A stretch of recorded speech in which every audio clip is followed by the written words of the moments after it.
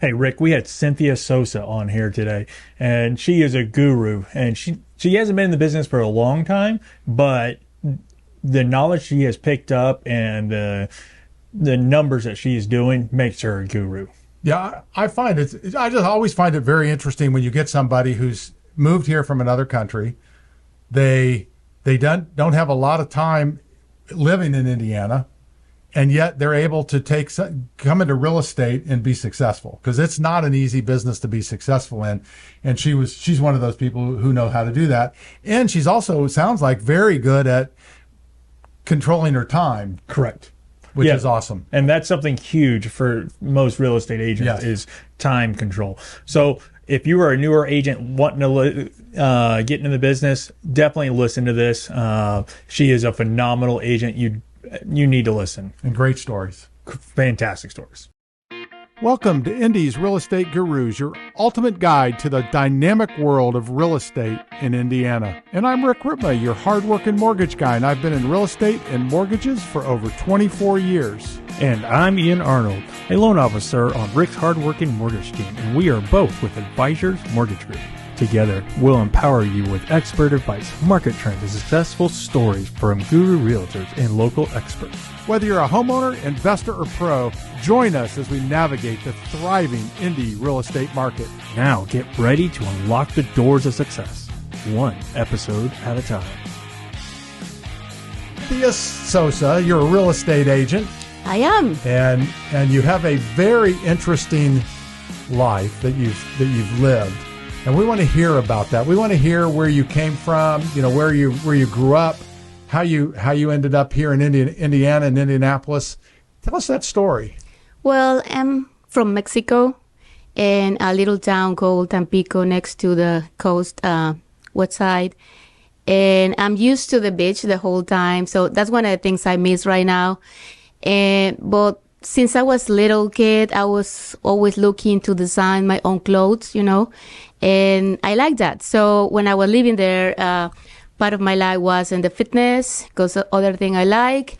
And then I started working on the TV and some fashion things that we have there, like we'll say that it's not Miss Universe, but something related to beauty in Mexico. So I designed some swimsuits for those ladies. And so I'm comfortable on TV, I think so. Yeah. And then I was like trying to combine with my fitness activity, like I think since I was like 15 years old. I don't want to say my age right now, but yeah, it's a long time ago. Yeah. Then I have worked in very different times. I was in a jewelry. I was managing a jewelry, and then moved from my city. And I decided I like that city, and I come back to my city again. And then I met my husband by casualty, I think. I went to the border in Mexico with USA for work. Okay. And we met like 7 years before. Nothing happened. 7 years after, we clicked. So he was living in USA, so I moved. And then my life changed like 80%, I think. Yeah, I bet. So no more fashion stuff. Just keep going with my fitness activities. But I moved to just teaching just yoga. And I've been doing yoga for about 12 years, I think. Okay. Yeah, in Texas. So Texas, yes, a lot of people speak Spanish, so you don't need to speak like every time like in English. But when I was teaching, I had to, because I have some people who speak English, some people who speak Spanish, so maybe crazy. So one day they say, guys, English for everybody. So everybody understand left, right, up, down. So let's do this. And then I started practicing my English, and then definitely life happens again. And my husband got this job in Kokomo, and he showed me, would you be able to or open to move to Kokomo? And so he showed me on the map where was Kokomo, and I was, oh my God, it's too far away from what I'm used to, He said, well, if we have to let's do this. So he moved before me, 3 months before that I did. And I came after because I need to take care of all the moving stuff. Right. Yep. But I was living in Texas. I was thinking in coming to real estate, but these things started happening. So I decided it wasn't a good time, because if you take the test in Texas, and you move to other state, you need to take another test and say, no, I'm not doing that. Right. Because I have heard in the past it's a very difficult test, so say no for me. So we moved to Kokomo because all my life I was thinking in these Hallmark movies, and I wanted to live always in this small town with, Christmas is la la la, beautiful. So we moved to Kokomo. I say, no, I don't like Kokomo. Sorry, guys from Kokomo. And then my husband showed me these areas, Westfield, Carmel. So we moved to Westfield. Poor guy, need to drive 45 minutes every time. Yeah. But then COVID came. At that time, I was teaching youth yoga here in some studios. And so, we need to stay home. So I said, well, I think this is the time to start studying real estate. So I got my license in the 2019, yes. Okay. Or beginning of the next year. So since that, I've been doing real estate. So here I am. Yeah. And so it sounds like you've always been interested in real estate. It was always in the back of your mind. Yeah, well, I like houses. You look at these shows on the TV and the fancy things they do, and you imagine that is the life of a realtor, and it's not, But yeah, doing open houses and showing houses for clients, it's something I like. So today in the afternoon, I have 5 houses to show to a client. So I really like that part. What is a little moving you from your comfort zone is when you're trying to negotiate a contract. So one part is asking one thing, other part is asking other things. But once you pass that, everything goes like super, can say easy. And yeah, I like this because I like people. As you can see, I like to talk. And I like to drive. So it's fine. I like that. Yeah. So let me ask this, since you brought up a little bit. So what was the misconception that you had before you got into real estate? What was the exception to now? First thing is a little missing information, or maybe we don't ask those things when we're starting to look into real estate. We don't know that all the fees we need to pay for being in this business. It's not a easy business if you look at that side, because there's a lot of fees involved just to use the MLS and state NR and things like that.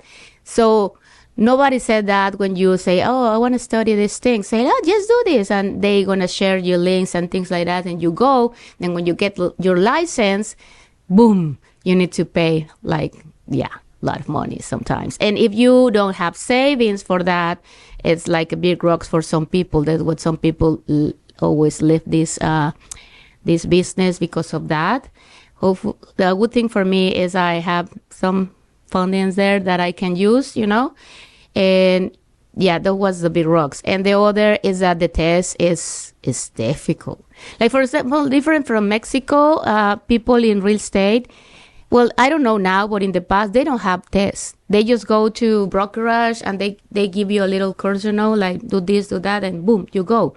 And here you need to be licensed. So my mind from coming from other country, and then we have to do these things here, and it's like, okay, it's different. So that was other thing I wasn't expecting. And then when you need to choose your brokerage, and you have other fees in the brokerage and the splits and blah, blah, blah. So there's a lot of things involved.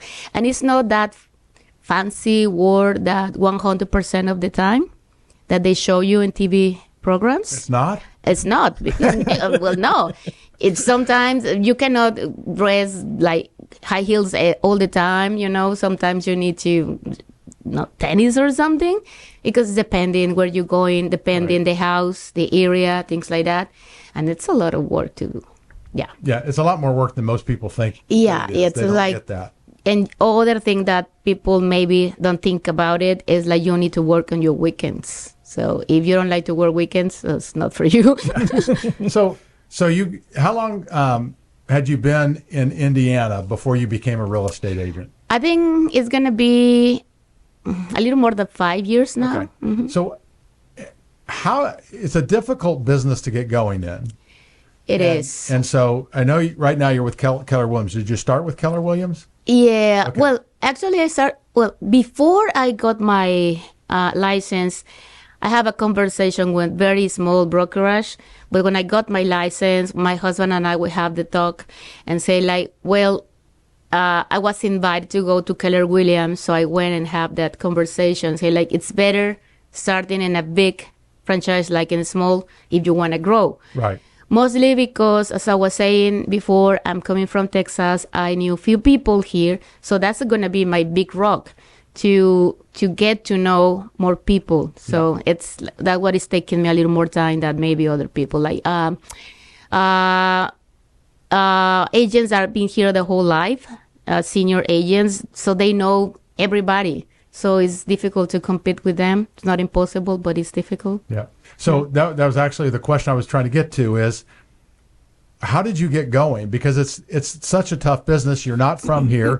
You didn't know that many people, right? So what was your process? What have you done?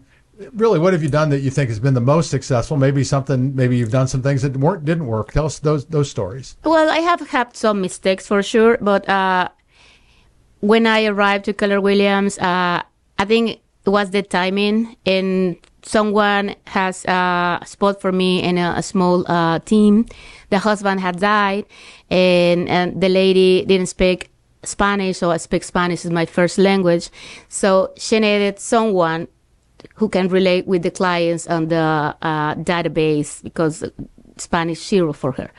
So the team leader told me that I think this is a good thing for you, get into this team. And I was thinking, okay, maybe it's good for me because I don't know a lot of people. I am learning because other thing I forgot to say, when you're learning, you think you know everything, but you come to reality is very different. So it's you need to keep learning things on the road. So I started with this lady, and I was the buyer agent. I was hired for that. And then eventually things happened that start not working for me because I wanted to get into the seller side and supposed not to.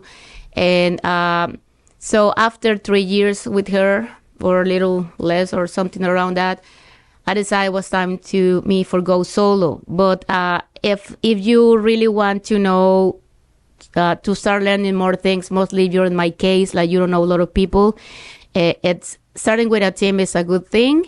And because, they provide leads, not all the leads work, and but the splits are big. So you have one thing for the other. And then after those 3 years, having the conversation with a friend that is also a realtor and my husband, they say, you do this by yourself. Again, you're kind of ready. And I was like, I don't know, So this year, in the beginning of the year, I decided to make that move. Okay. So I think now, I don't know everything, but I feel more comfortable. Mm-hmm. Yeah. Well, you have quite a bit of time. You've done you've been successful. So that makes, going out on your own, it's kind of a path we see a lot of agents go on now. Is they start on a team, they learn from the team, and then the team kind of expects them to move on. Yeah, I think so. Right? I think a lot of people have been on the team for time in the past, but then it's the same thing. Like you decide that you have learned enough, and you always have, in my brokerage, we always have the support from other agents if you need to, and you decide to go solo. For me, it was better because my husband works at home. So he is the main income coming from the house. And so I don't say I do this for fun, just for fun. I do it also, of course, because of the money with involved, but I need to move around his times, So I plan, I can start very early in the morning doing paperwork things or very late at night. And from some points in the middle of the day, I cannot because we have lunch, so I need to commit to that. Then my clients know that they can text me late night because I've been working, and I can answer. See, I always have the conversation with them. If you're open to talk to me late night, just do it. So I will answer. If I don't, because I will let you know next day or something like that. So they're used to that, yeah. Well, it seems like that because your husband's working and you have to work around his schedule, but actually it works out well because most clients are not available for the same reason your husband's not available, right? Yeah, that's what I think. I think the old school, and it is new days, we're living, and after COVID, everything changed, or most things change. And if you called people like in the morning, they're working, most of the time they cannot answer you. So knocking doors for me is like, no. In these days, like you're knocking the door mostly in my neighborhood, they would call the police, you know? so no, thank you. So there's other ways to find clients, you know? Yes. And then, yes, of course, I can move around other hours. Like right now, he is like having literally a sandwich for lunch because I say, sorry, guy, I had to go. And he understands sometimes. Like he's very flexible. And as much as I'm happy and he's happy, so everything's working, you know. To be honest with you, I think that's awesome that you guys have lunch together. Because you see a lot of married couples, one goes one way, the other one goes the other way in the morning, and then they come back late at night. But it's kind of cool. I think it's awesome. Yeah, we try to commit to that because, I mean, he works the whole day and sometimes finish late and sometimes late night he's working. It's a good and bad thing working at home because he can answer, you know, anytime. And he works with people in China and Europe, also other timing, you know. And then we commit like that. So that's impossible. Like today or tomorrow, I have a final walkthrough. So I say, tomorrow, you always again going to eat alone. You say, okay, it's fine. And if I can change the hours, I can do that. I will do that. But if it's not negotiable, so I'll stick to the schedule. Yeah. Yep. I think schedules help out dramatically and making sure you keep that schedule. So I don't want you cold calling people. I don't want you knocking on random people's door and getting arrested by cops.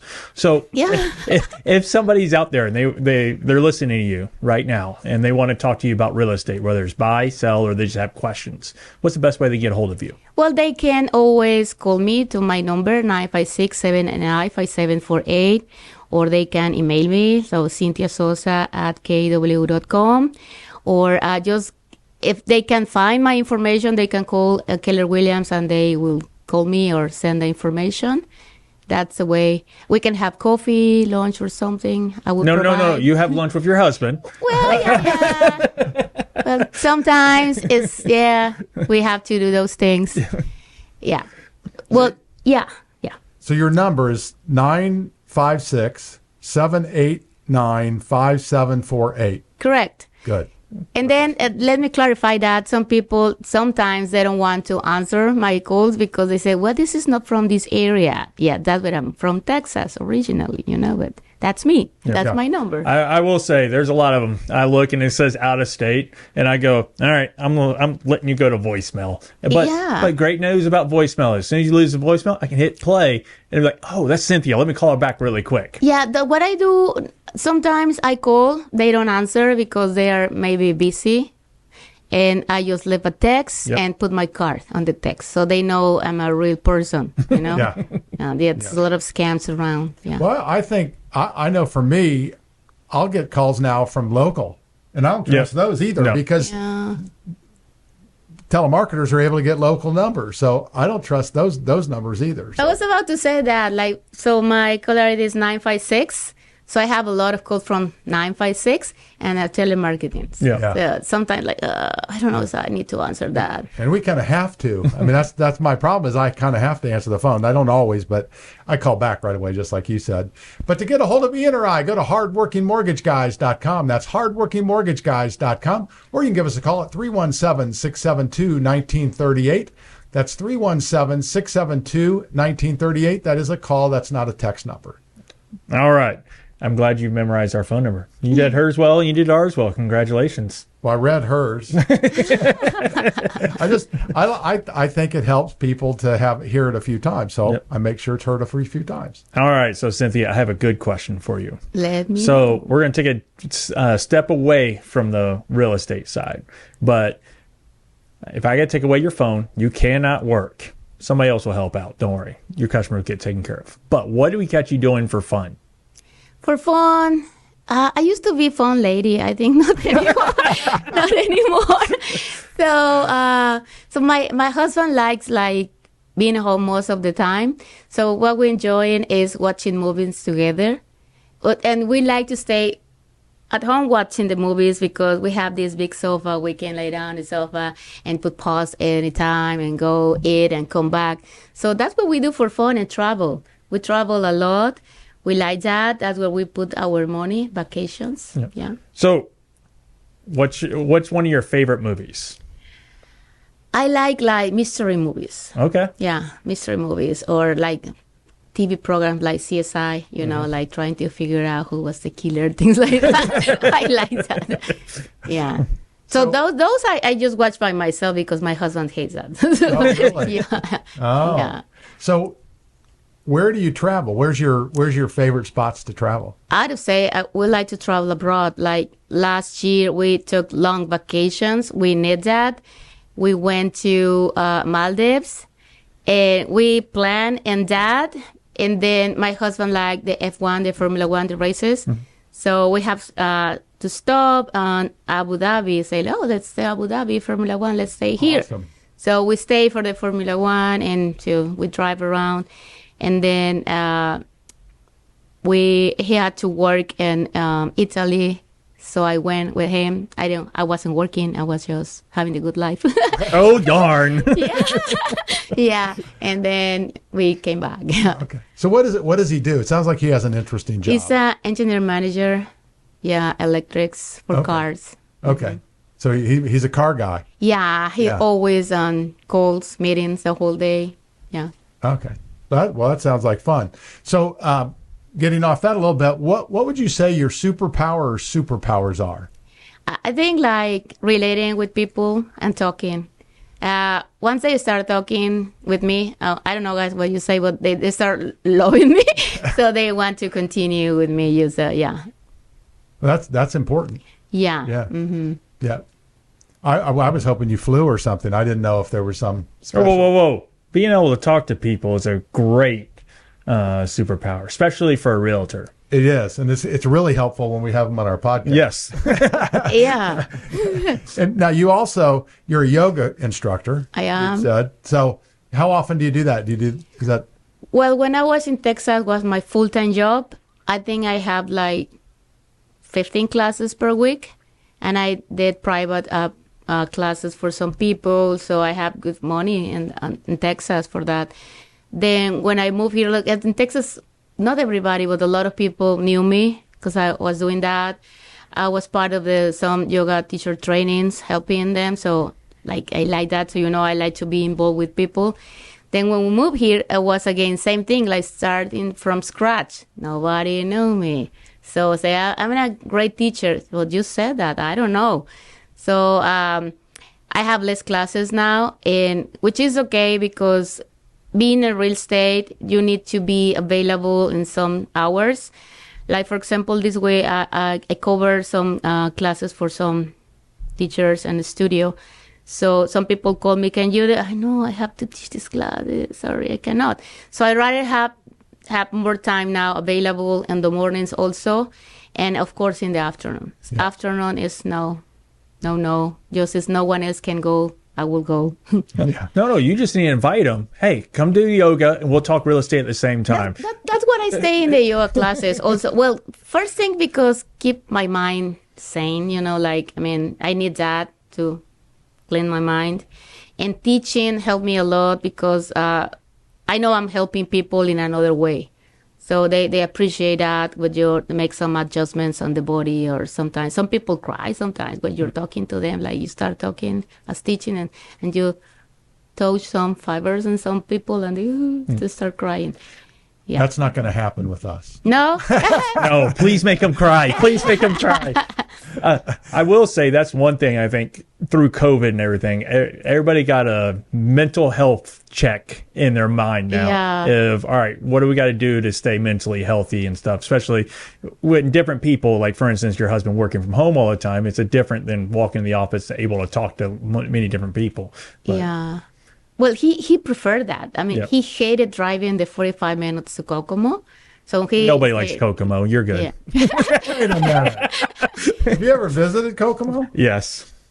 Kokomo has some pretty cool things, I think. Yeah, it's nice just to visit. Yeah, I have some friends there. Sometimes I go, but when you start getting busy or busier, 45 minutes just driving to meet a friend is difficult. Yeah, that's hard. Yeah. And you stay 1 hour with a friend and then come back again for 5 minutes, you lose the day. Hey, there's more to do here. There's no question. And most people who live in Kokomo come here for entertainment. Hey. Well, I have very good friends in Kokomo. They're a couple, and they come once in a while to visit, or we have dinner, things like that. And one day we say, well, maybe it's time for us to go to Kokomo so you don't need to drive. And they say, no, it's fine because you have more places to go. Yeah. Okay, fine with me. So I'm just going to make a point, and we can be done with it. But they did make a highway around Kokomo, so you don't even have to go through it anymore. oh yeah, it's true. They did that to Indianapolis, too. It's called 465. Yep, and we don't go in there either.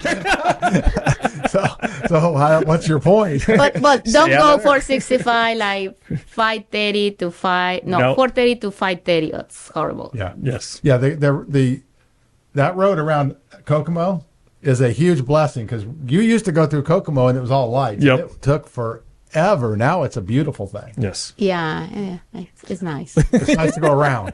Yeah. To go around. I like Kokomo, but I'm obviously in the minority here. Well, when I was there, we were living in an apartment, and we liked that. So when we decided to move here, we decided we wanted more space, and we have more space than we need now. So we remember times at an apartment was like, was kind of nice. The only thing is like when you were parking, the car stay outside, and when it's snowing, so Yes. not a good thing, you know. Yeah. I was talking to somebody and they were talking about how they had to scrape their car off that morning. And it was like, Oh, yeah. you don't have to do that if you have a garage or a carport. One of the two. Yeah, so that wasn't fun. No, that's never fun. So speaking of snow, do you ever wish you moved back further south because of it? Oh yeah, when we were in Texas, well, when I arrived here, the morning I left Texas, we were 105 like noon. So when I arrived here, it was 30 degrees. That was my first shock. Like, oh my God, I cried like crazy because it's so cold for me. So I wasn't prepared for that cold. Then I was waiting for the snow to come. So I want to see the snow and, make angels in the snow. And the first day was like, oh, it's beautiful snow. Second day, oh, it's nice. Third day, I hate the snow.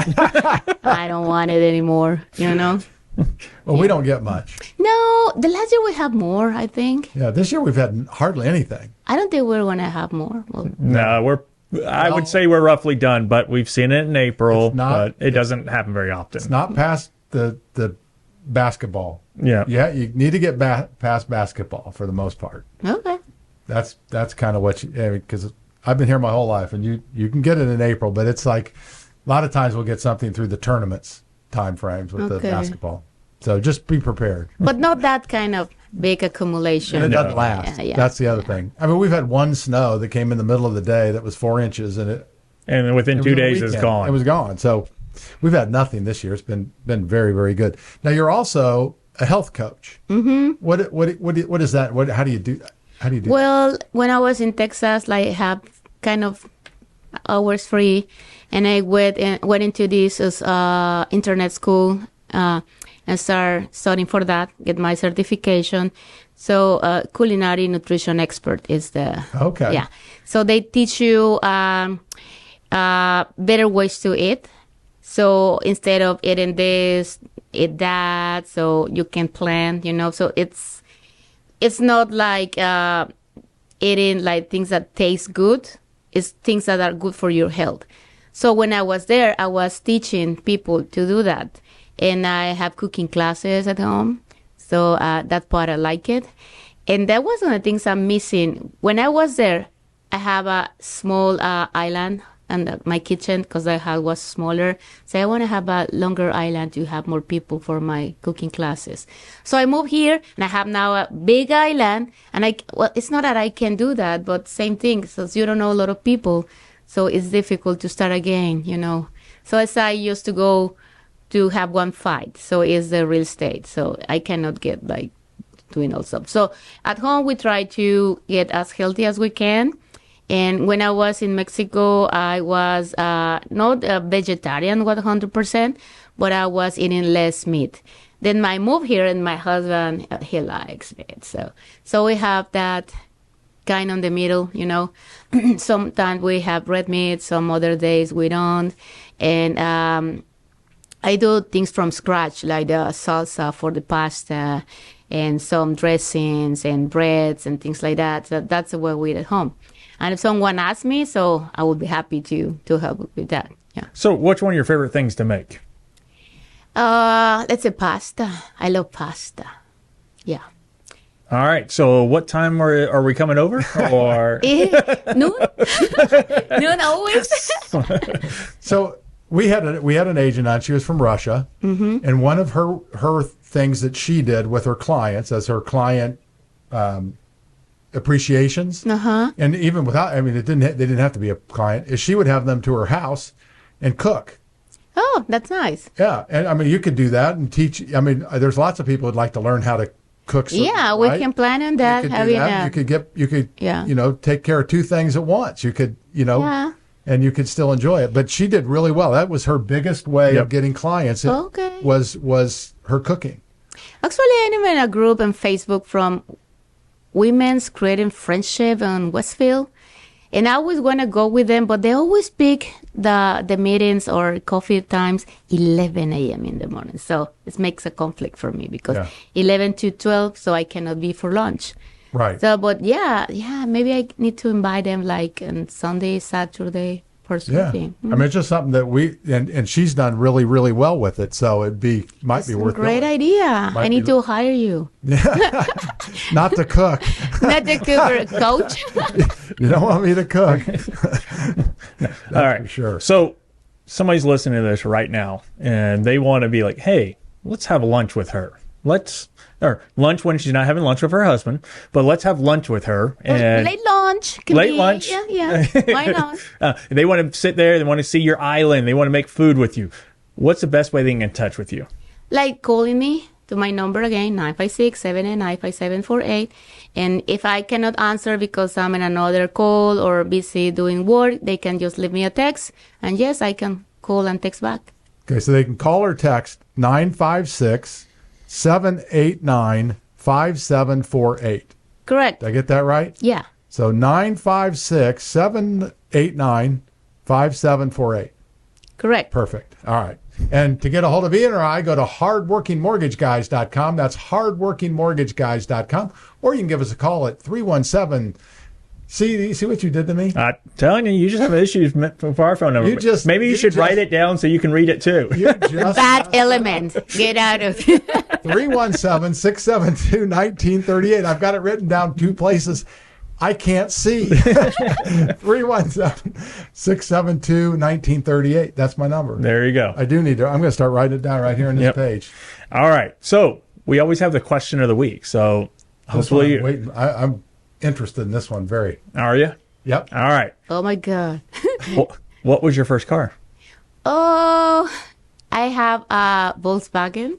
You Volkswagen? know, but that old Volkswagen. The Bug? The Bug. Oh, okay. Yeah. Awesome. What? Yeah. You remember what year?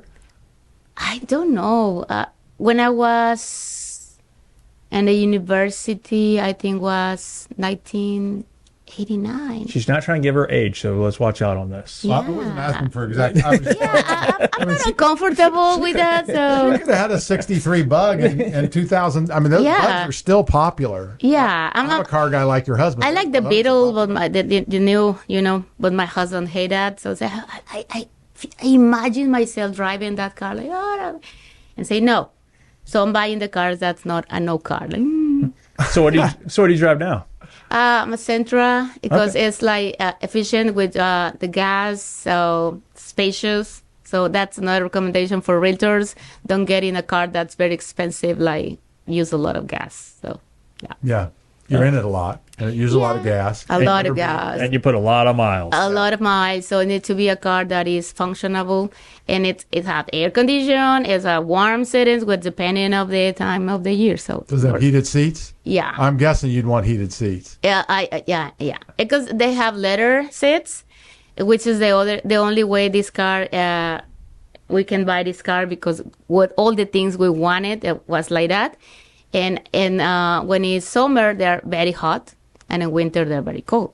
So I love leather seats. I don't. I do. But if you want the windows up and down, the what did you call this? The side roof and other things, and other stuff like they have. So yeah, you got to go to the top of the line, and that automatically gets leather. You need to leather, so yeah. Yeah, leather's better. That's why I prefer leather, and then my heated seats from almost October to April is always on heated seats. It feels so good.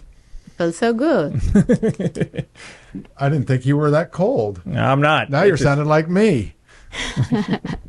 I'm always freezing. So you've got all this stuff going on.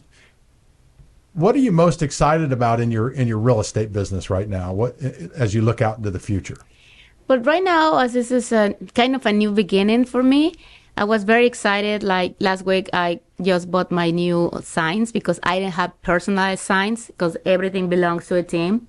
And now I'm going to pick my signs. I feel like, oh, this is good things. I'm going to show myself to people. Now they're going to get to know me. Yeah. So my name and things like that. So I'm excited like that at that point. And also this year, I have my 3 first new constructions deals.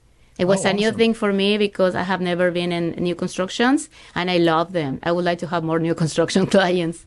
It's kind of easier in some point, but because you do a lot of things for your clients, but once you pass that point, the builders, they do most of the rest of the things. Yeah. So it's nice. I spent 11 years with a new home builder.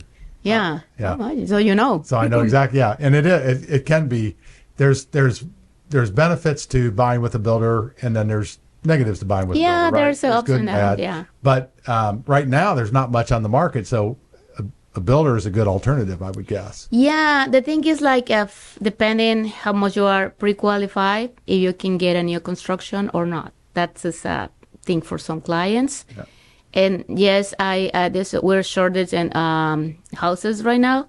I have a client, so we're gonna drive in the afternoon. They have the cash, they're buying cash, but they're the houses.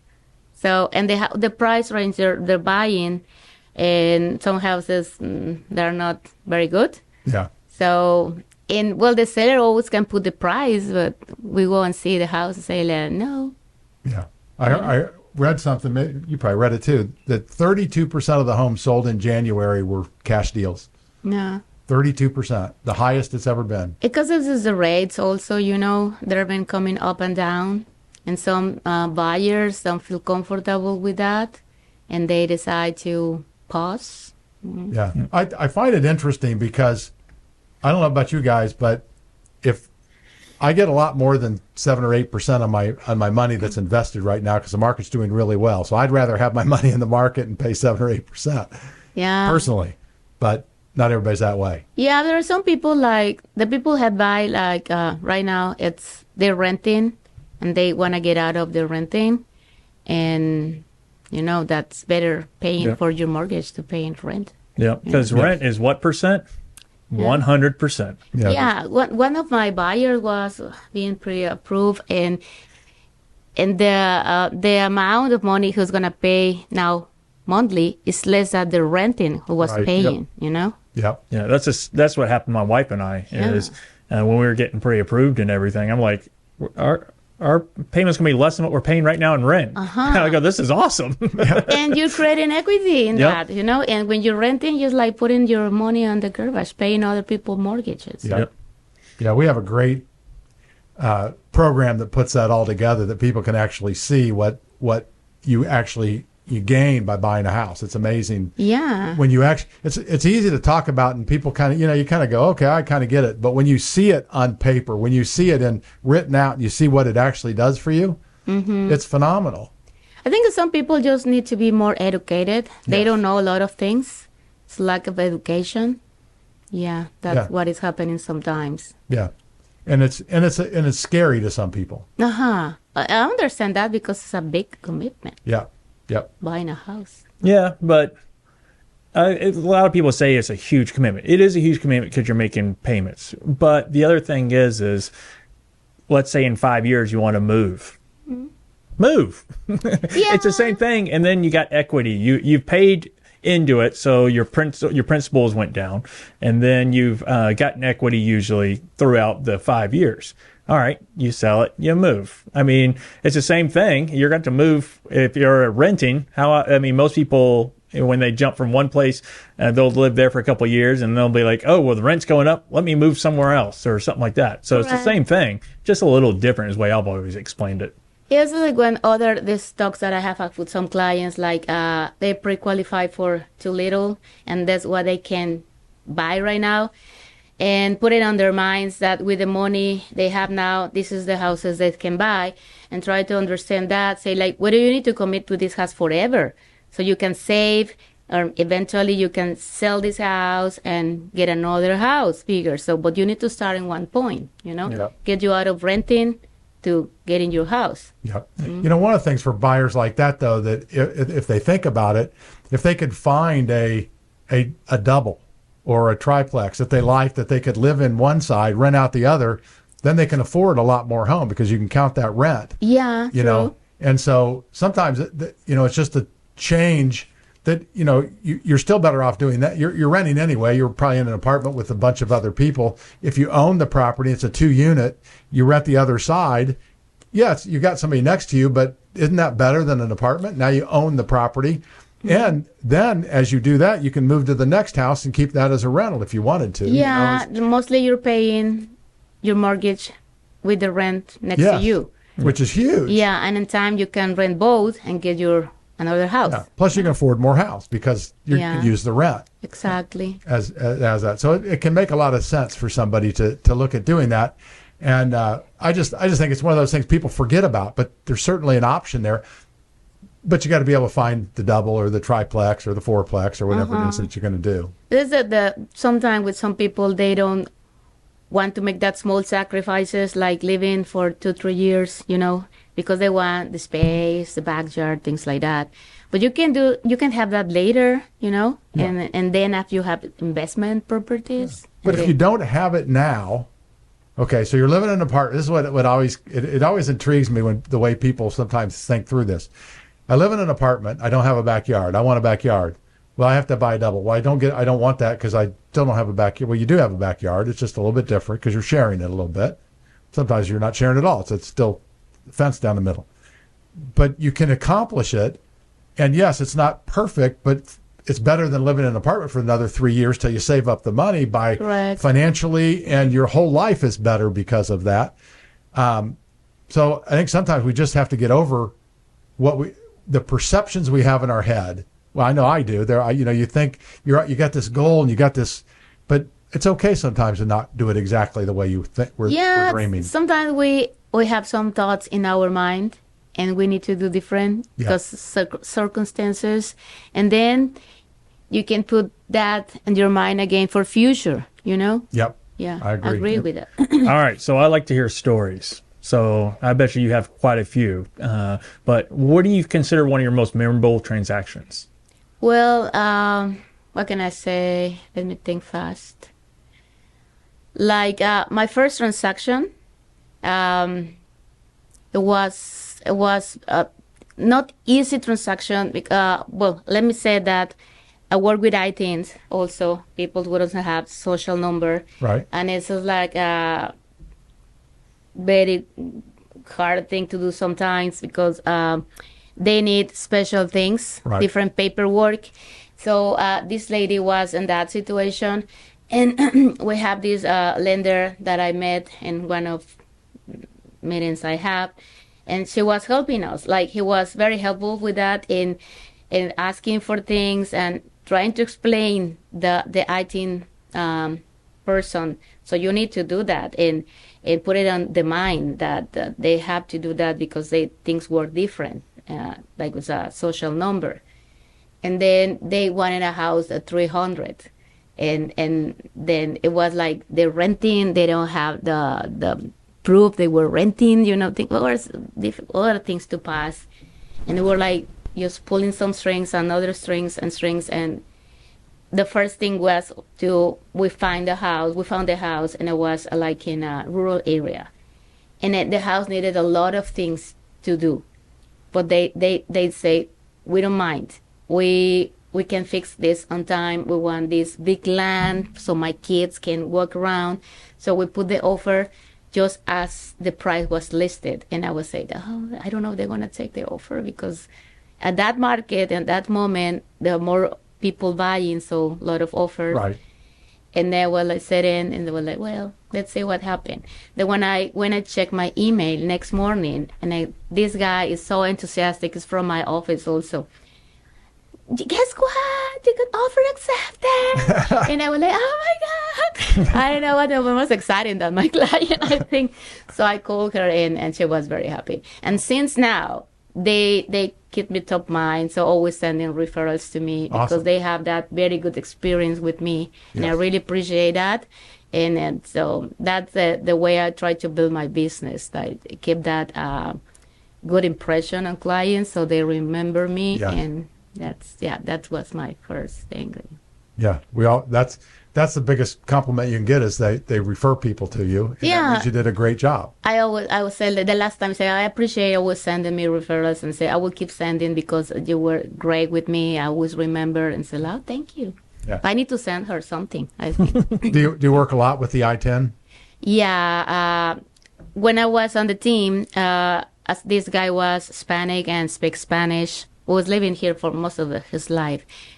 And the database, they have a lot of IT people. Okay. Mm-hmm. So I get to learn how to work with them and try to help them. But I have both sides. So, but you can do both. Yeah. I can do both. For sure. I think that's a huge thing. One, to be able to do both and know some of the hurdles that you're going to have to go over, especially with the I-10. I mean, we deal with them too. Mm-hmm. That there's certain hurdles, so you just put it up front. Okay, hey, I'm going to need this, this, and this. Let's see how we can get this stuff. I mean, it's awesome that you're able to help them because I know a lot of people are just basically as soon as they say that, go, oh no, we can't help them, and that's it. Yeah, there are some people they don't want to work with them because it's hard work. Yeah. You know, it's hard work for the lender also. And for the realtor, because you need to start educating them about the process, and that's very different from regular process, conventional or, social number. Yep. And then they understand that, then they accept that, because what was the big part? They accept the situation that's different. Yep.